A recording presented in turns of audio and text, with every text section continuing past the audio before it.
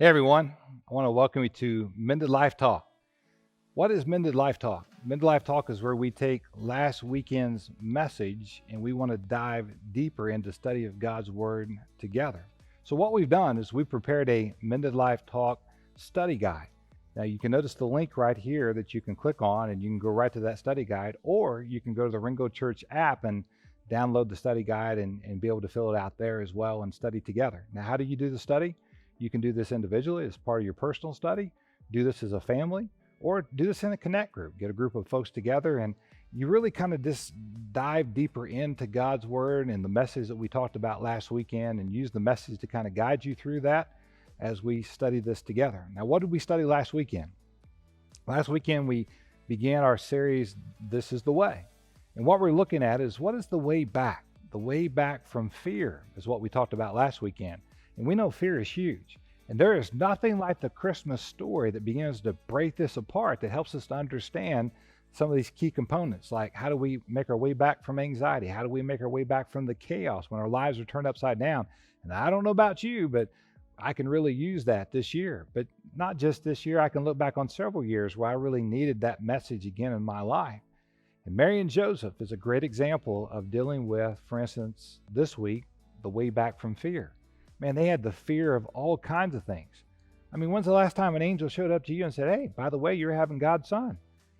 And then shows up to your husband-to-be and says, hey, you're going to name him Jesus, Emmanuel, God with us. And he's not your son, but, it's going to be tough, but you can do this. Don't be afraid. Good luck. Now it didn't quite go that way, but in some ways we kind of read that and sometimes we forget about how personal it was. But one of the things that the angel Gabriel says is, do not be afraid. And what he says to Mary is you are highly favored. And it begins this whole process of why Jesus came. Why did Jesus come?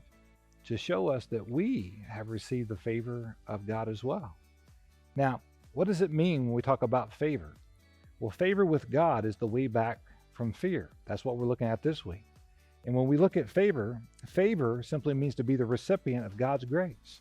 We know that we have received God's grace through his son, Jesus Christ.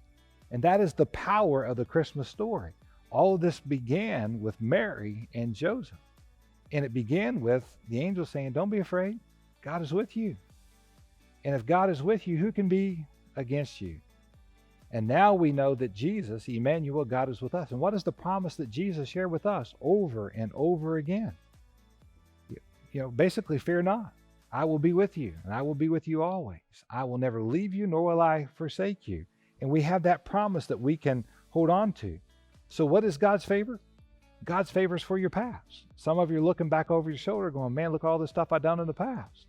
But God's favor, God's grace covers a multitude of sins. God doesn't want you living in the past. He wants you to live today. So we also know that God's favor is not only for your past, it's for today and the future, because what God promises for your today and your future is freedom. Imagine how it changes everything when you walk with the one who is the creator of the universe, the God who created you, the God that is for you. Accept God's favor in your life today. Live in that favor. Now, use this study guide this week to help you to dig deeper into what we talked about in last week's message. And let's enjoy God's favor this Christmas season. Fear not, for God is with you. God bless you.